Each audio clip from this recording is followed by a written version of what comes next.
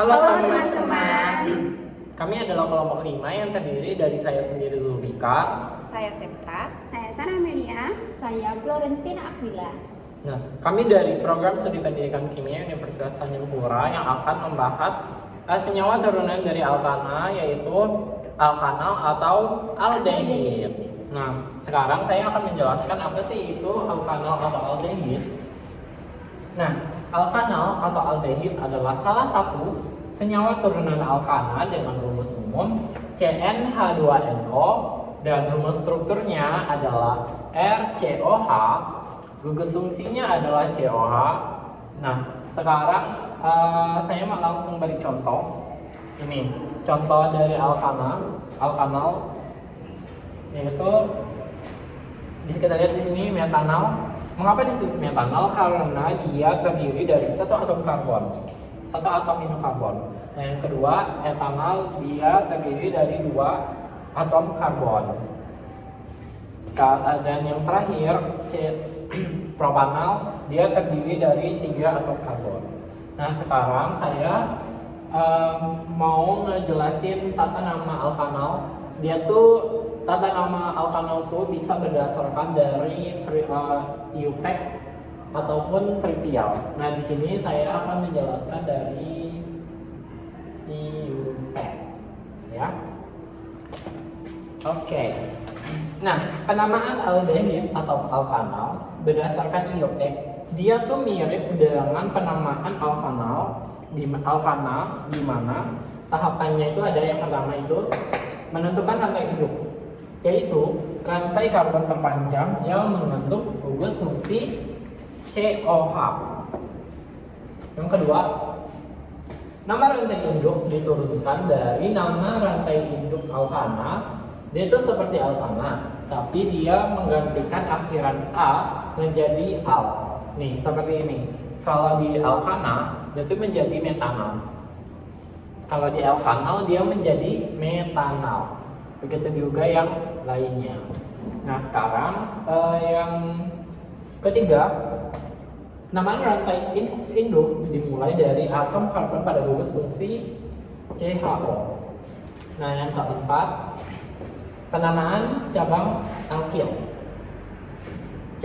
Penamaan cabang alkil ini, misalnya ada CH3 itu disebut metil, C2H5 disebut etil, dan C3H7 propil, dan seterusnya. Nah, jika terdapat cabang yang sama dengan jumlah yang lebih dari 1, jika dia lebih dari 1 misalnya 2, itu dulu kita tambahkan di. Yang ketiga tri, jika ketiga tri, dan jika yang keempat tetra, dan seterusnya. Nah, yang terakhir kita perlu urutkan itu. Gimana urutkannya?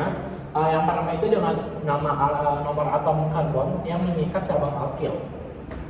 Yang kedua kita lanjutkan dengan nama cabang alkil dan nama rantai induk. Nah, biar lebih paham, mari kita coba untuk menentukan nama IUPAC dari beberapa senyawa aldehid. Nah, yang pertama itu ada CH3, CH2, COH. Nah, sekarang kita lihat menentukan rantai induk yaitu rantai karbon terpanjang yang mengandung gugus fungsi COH. Nah, ini ya.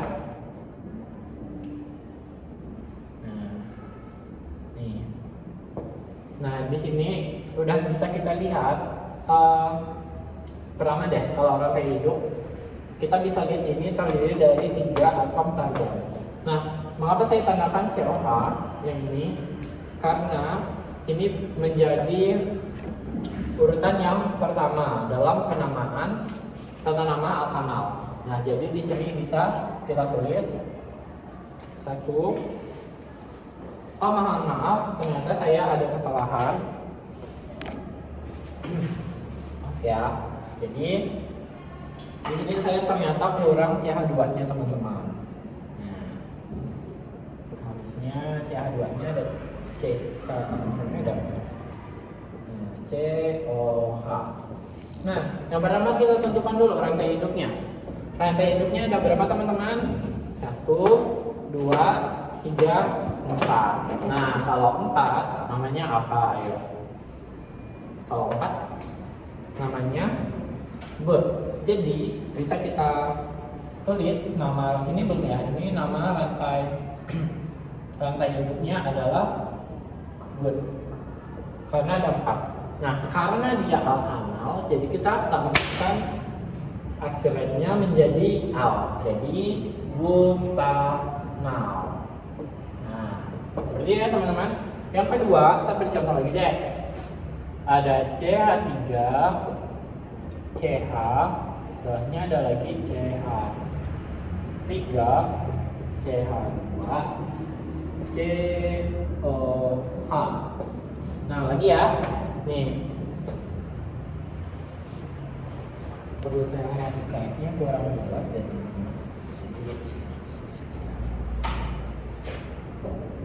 CH2, COH. Nah, ini contoh yang kedua ya. Nah, pertama-tama sesuai urutan kita tentukan dulu rantai hidupnya ada berapa? 1, 2, 3, 4. Berarti sama kayak gini dong? Iya, namanya.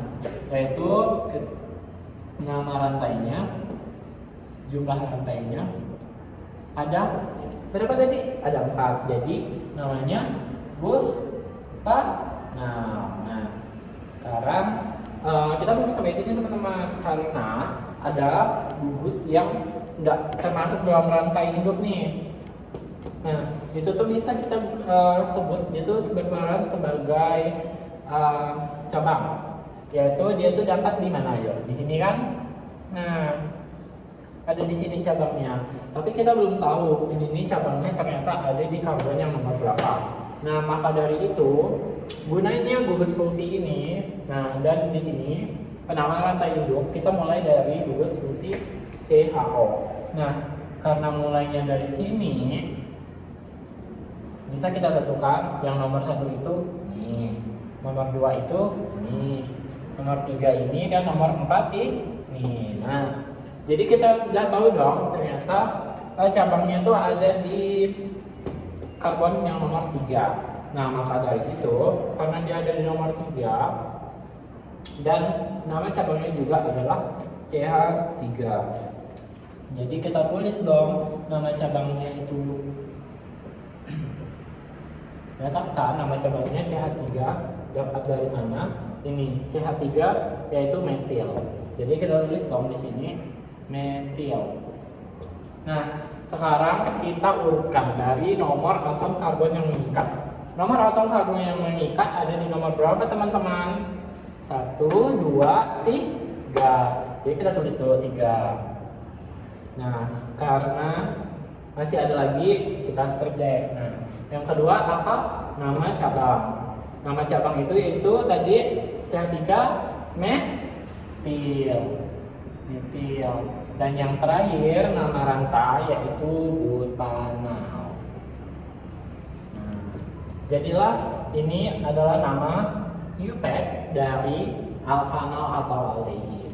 Nah, sekarang saya akan menjelaskan tata nama senyawa yang trivial, ya. Oke. Tata nama senyawa yang trivial.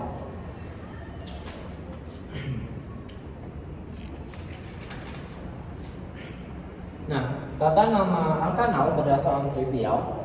Dalam kehidupan sehari-hari, nama senyawa alkanal atau aldehid yang lebih sering digunakan adalah nama trivialnya yang ditandai dengan kata aldehida pada akhirannya. Nah, misalnya ini deh, kita beri contoh senyawa aldehid yang hanya terdiri dari satu atom. Kita kasih contoh coba ya. Langsung kasih contoh aja ya teman-teman. Nah, contohnya senyawa aldehid yang hanya terdiri dari satu atom karbon dengan rumus struktur seperti ini. H C O H.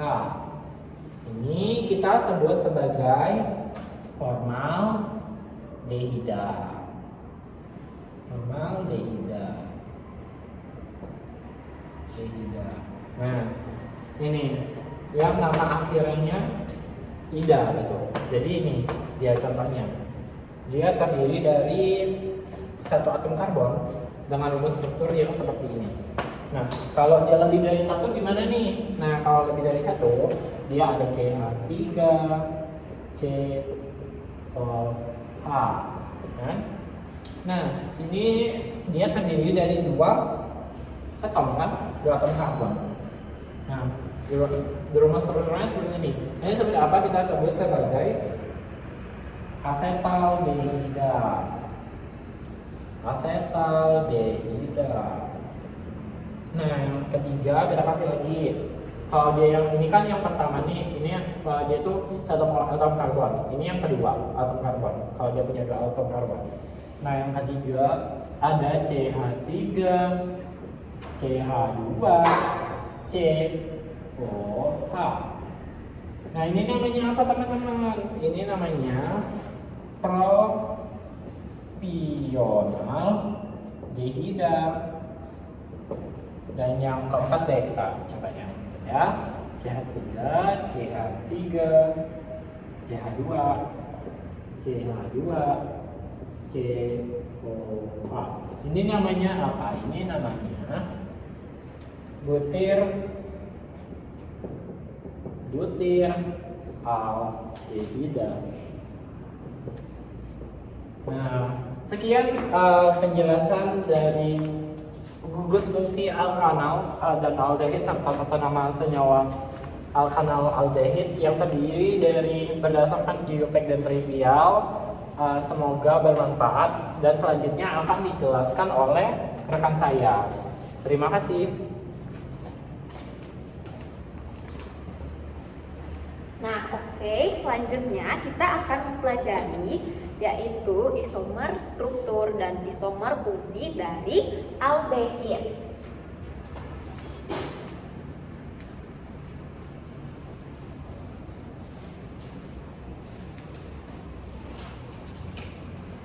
Bentar ya.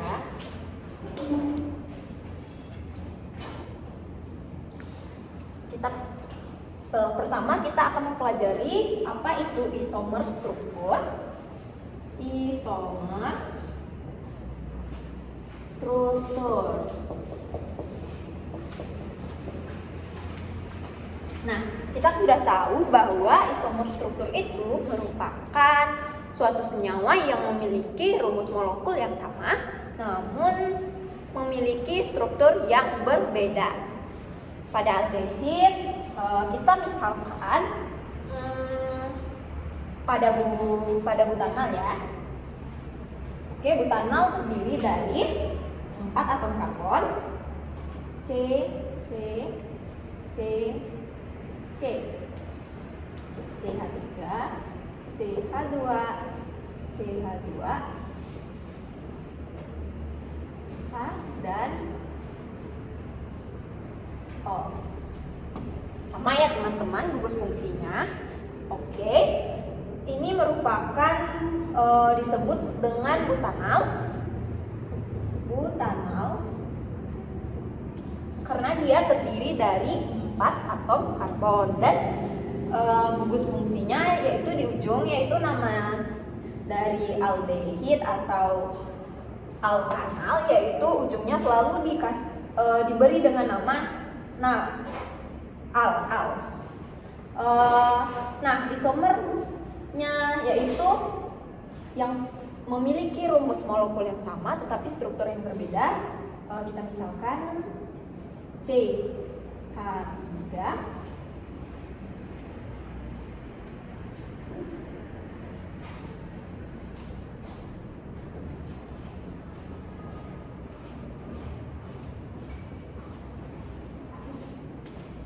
nah, teman-teman, ini kita sebut dengan seperti yang telah teman saya jelaskan tadi pada data nama senyawa, kita menghitung dulu ini rantai terpanjangnya ada berapa, yaitu ada 3. Ini juga ada 3 kalau menurun ke bawah, namun kita lihat bahwa penamaan rantai induk itu dimulai dari CHO. Jadi ini 1, 2, 3. Jadi kita tulis yaitu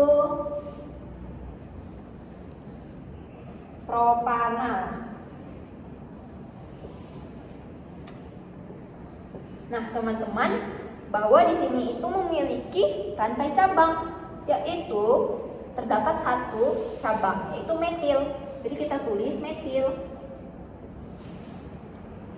Nah, cabang metil tersebut terdapat pada nomor ke 1, 2.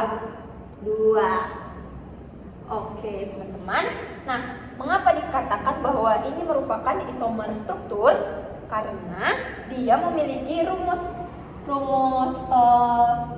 molekulnya yaitu 1, 2, 3, 4. Terdapat 4. 1, 2, 3, 4 terdapat 4. Jadi C4 K-nya ada berapa? 1, 2, 3, 6, 7, 8, 3, 5, 7, dan 8. Oke, jadi H-nya ada 8. Nah, teman-teman, ini rumus molekulnya sama, tetapi strukturnya yang berbeda. Kita lihat di sini bahwa di sini di rantai terpanjangnya itu terdapat 4 atom karbon, sedangkan pada 2 metil propanal di rantai terpanjangnya yaitu terdapat 3 atom karbon, sedangkan dia memiliki satu cabang metil yang terdapat di rantai karbon yang kedua. Paham, teman-teman? Oke, selanjutnya kita akan mempelajari isomer yang dimiliki oleh aldehid, isomer fungsi. Nah, apa itu isomer fungsi? Isomer fungsi merupakan keisomeran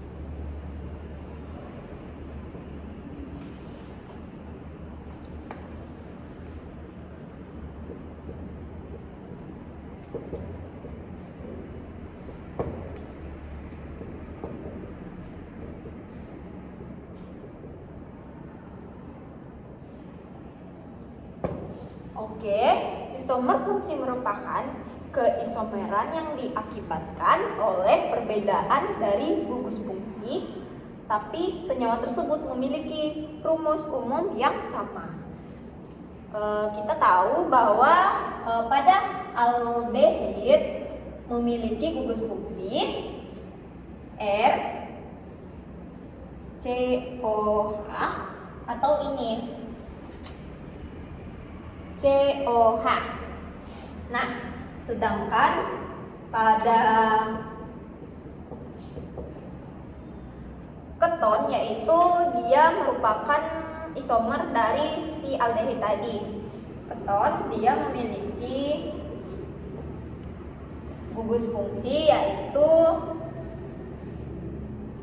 R, C, O, R. Nah, terdapat perbedaan kan teman-teman? Kita lihat di sini gugus fungsinya yaitu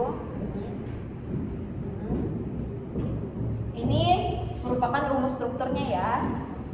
Rumus dari gugus fungsinya yaitu C, H, ini O, sedangkan pada keton C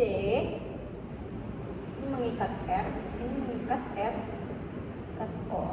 Nah, terdapat perbedaan kan teman-teman?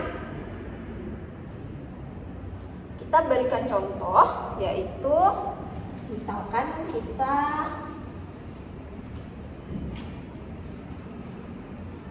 Contohnya pada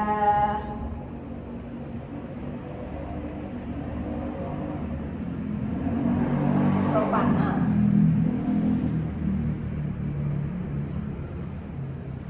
CH3, CH2, C. Ini merupakan propanal. Ini merupakan propanal.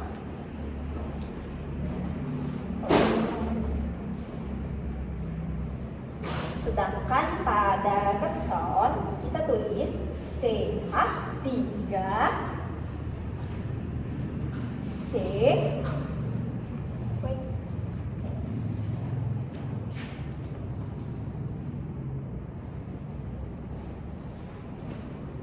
CH3, C, CH3, 1, 2, 3, 4. Oh. Nah, ini menurut kita sebut dengan propanon.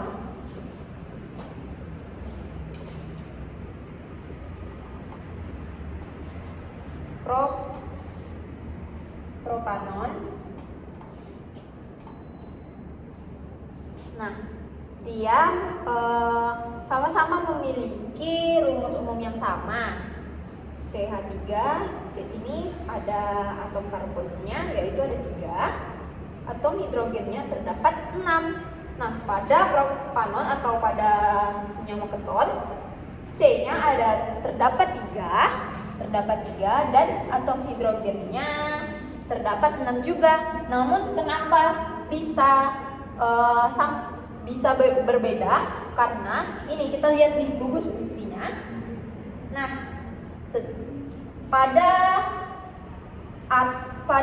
aldehid kita tahu gugus fungsinya yaitu dia mengikat RCOH, dan pada propanon tadi mengikat RCOR. Jadi selalu ada atom karbon di sini. Sedangkan pada aldehid gugus fungsinya selalu berada di ujung. Nah, pada keton gugus fungsinya bisa berada di tengah-tengah atau selalu berikatan dengan atom karbon. Di sini dia berikatan dengan 2 atom karbon. Nah, teman-teman tahu jika keton ini dia memiliki titik didih yang lebih tinggi. Dia memiliki titik didih yang lebih tinggi daripada aldehid. Kenapa? Karena ini keton dia terdapat gugus fungsinya dia berikatan dengan 2 atom karbon atau dia berada di tengah-tengah, sehingga dia memiliki momen dipol yang lebih kuat atau lebih stabil dibandingkan pada aldehid, karena aldehid gugus fungsinya selalu berada di ujung. Oke, teman-teman, sekian penjelasan dari saya. Saya lanjutkan kepada rekan saya. Terima kasih. Mohon maaf jika ada kesalahan.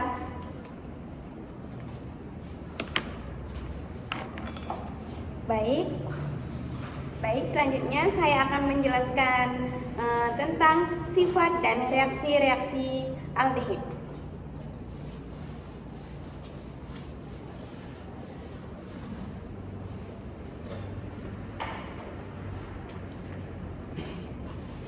Oke, yang pertama itu apa sih sifat aldehid atau gimana sih sifat aldehid itu?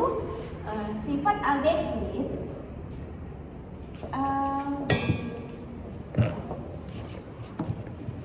itu aldehid dengan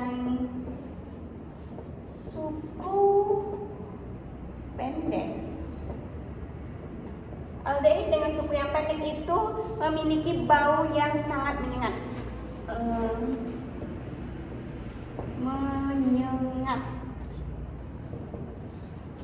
Sedangkan dengan suku yang tinggi atau suku yang panjang,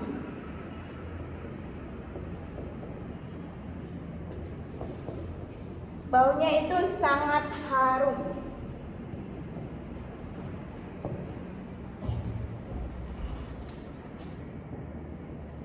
Sifat aldehid yang selanjutnya yaitu Aldehid bersifat polar.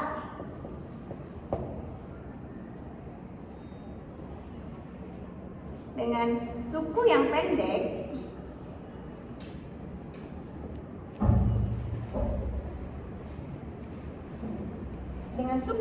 seperti yang sudah dijelaskan tadi oleh teman saya, ya, dengan seperti asetaldehid atau formaldehid itu cenderung larut dalam air. Kelarutan tersebut akan menurun dan bertambahnya rantai karbon.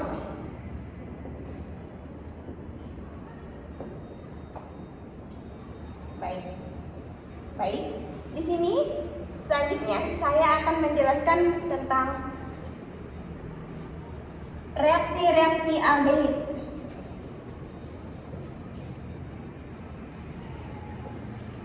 Reaksi yang pertama yaitu oksidasi.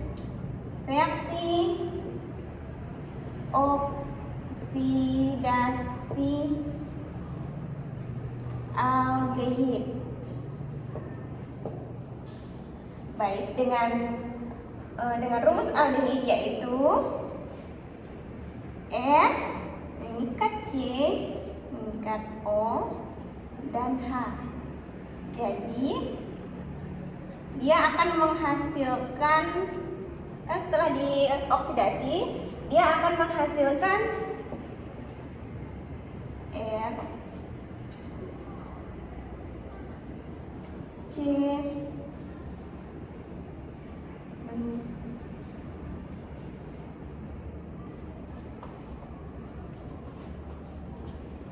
dan setelah dioksidasi, habis itu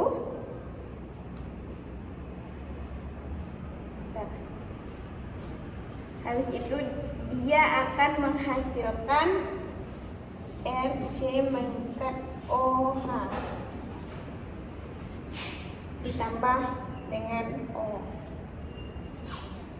Selanjutnya reaksi yang kedua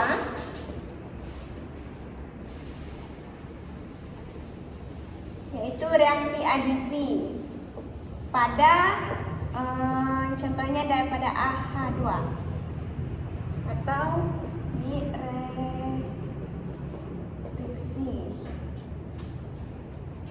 Jadi kita tulis saja seperti ini rumusnya tadi.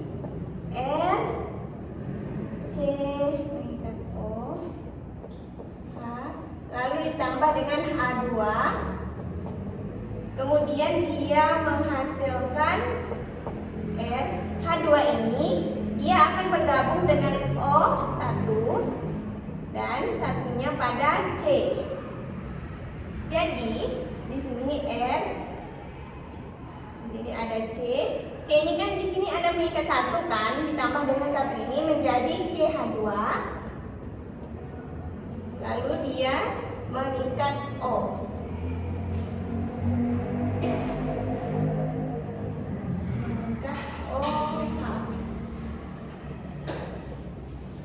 Selanjutnya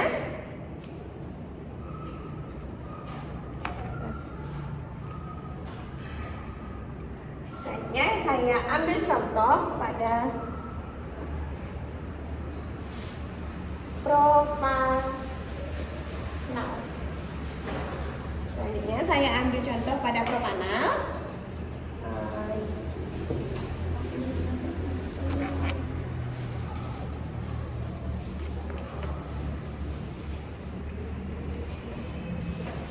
Selanjutnya saya ambil contoh pada propanol. C 1, 2, 3.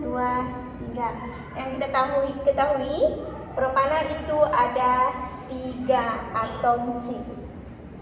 Jadi sini CH3, CH2, di sini mengikat O, mengikat H. Itu dia akan menghasilkan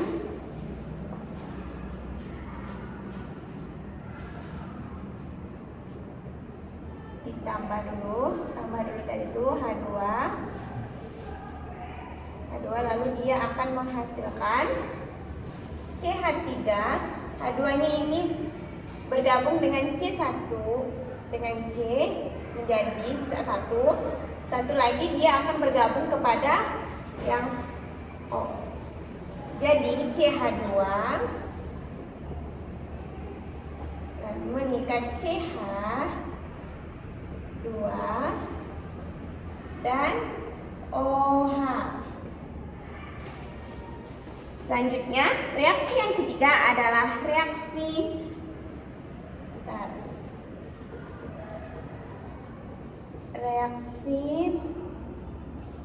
dengan bereaksi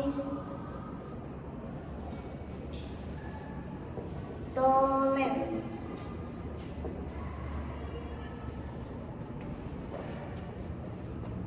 Kita ambil contohnya R C O H. Dengan reaksi Tollens dia akan menghasilkan cermin perak atau Ag. Ini kita tambah Ag 2 O. Dia akan menghasilkan O akan bergabung dengan H. Jadi R C mengikat OH ditambah Ag2. Yang awalnya di sini adalah senyawa berubah menjadi padatan.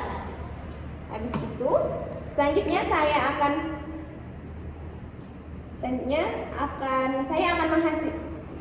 akan menjelaskan reaksi yang keempat.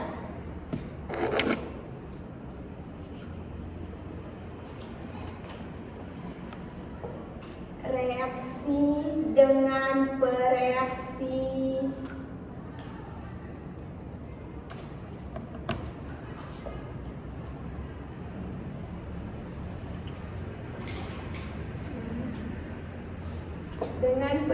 Fermi akan menghasilkan, tadi yang ini kan dia menghasilkan cermin perak, selanjutnya dia ini akan menghasilkan endapan merah bata atau Cu2O. Seperti ini.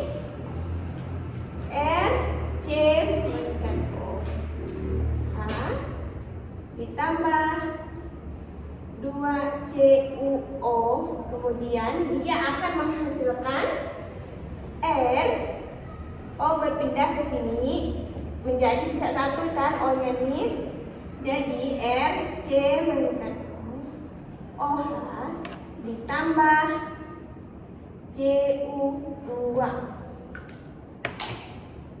O.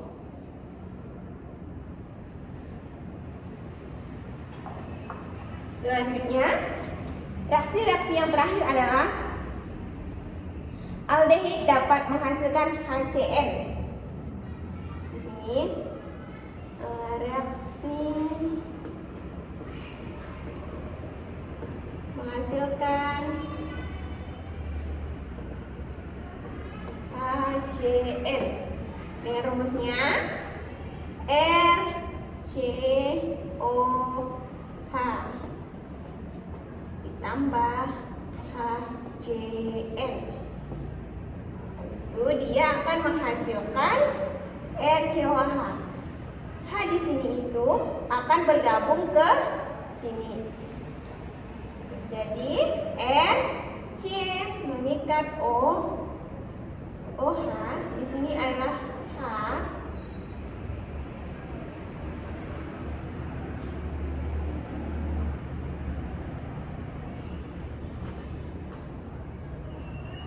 Di sini dia akan RC ditambah CN.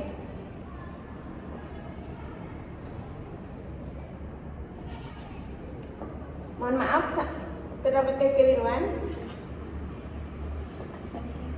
Di sini sini dia akan menghasilkan R, C meningkat O, CH ditambah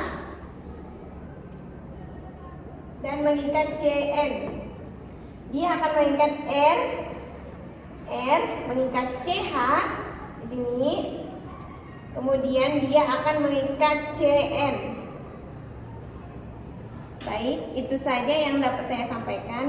Mohon maaf jika terdapat kesalahan kata atau kurang mengenakan. Terima kasih. Saya akan dilanjutkan oleh rekan saya.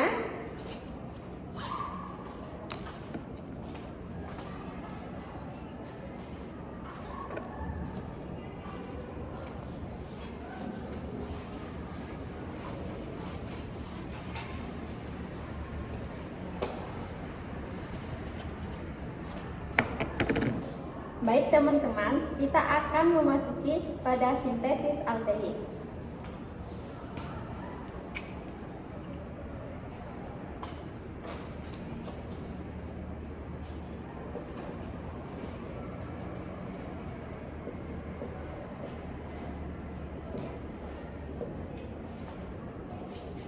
Nah, sintesis aldehid ini ada 3 jenis reaksi yang dapat menghasilkan aldehid ya. Kita bahas yang pertama ya, yaitu reaksi oksidasi primer.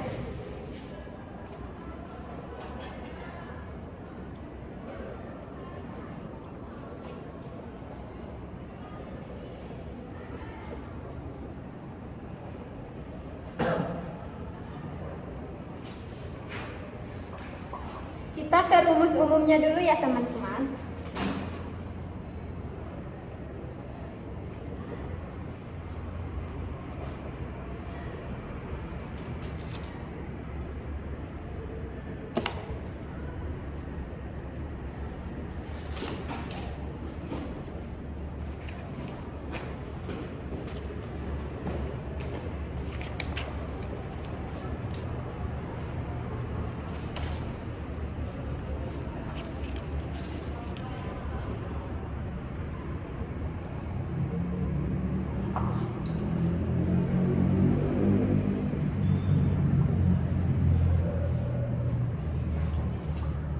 Nah, dapat dilihat yang tadinya tuh ada gugus fungsi alkohol menjadi gugus fungsi aldehid, yaitu CrCOH. Contohnya nih pada propanol.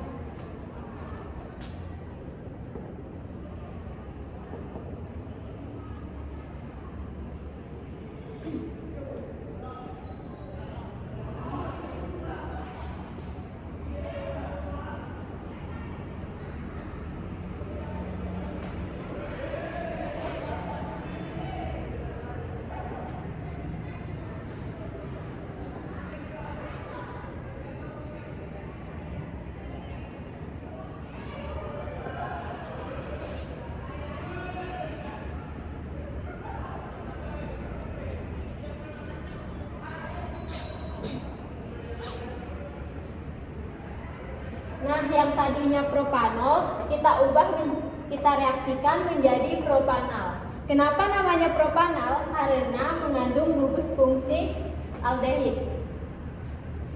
Kita ke reaksi yang kedua ya.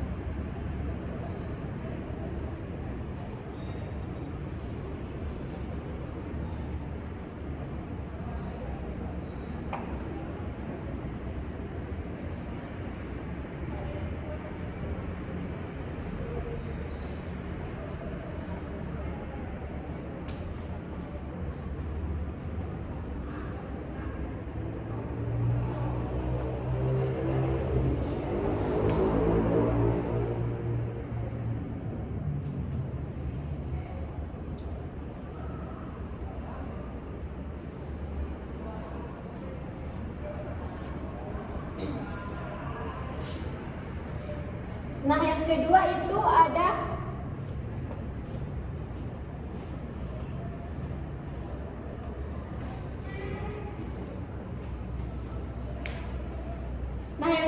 itu ada reaksi ozonisasi alkena.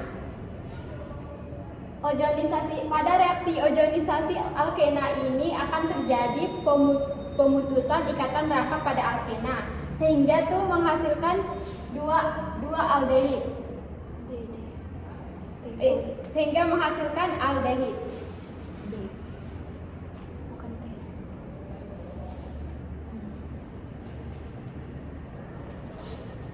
Bisa dilihat yang tadinya itu rangkap 2, dia akan terlepas sehingga membentuk 2 asetal. Lanjut kita pada reaksi yang ketiga.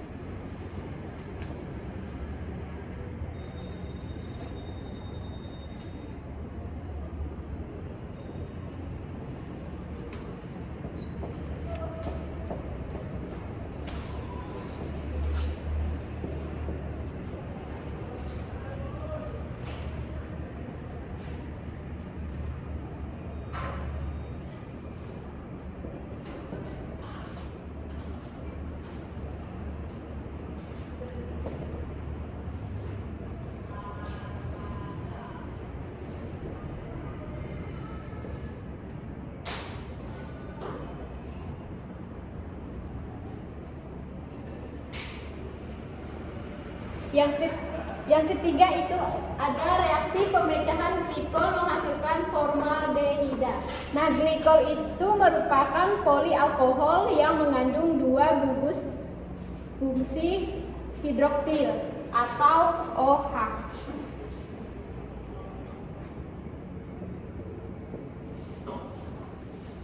Dapat dilihat di sini glikol direaksikan menjadi formaldehida.